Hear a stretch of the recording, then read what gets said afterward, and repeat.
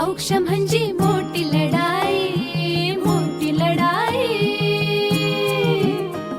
अन हत्याराचं फुलावानी घाव बिघाई, घाव बिघाई. जो वळखी तसे औक्ष म्हणजे मोठी लढाई अन हत्याराचं फुलावानी घाव बिघाई. गळ्यामध्ये पडल त्याच्या माळी जयाची, गळ्यामध्ये पडल त्याच्या माळी जयाची.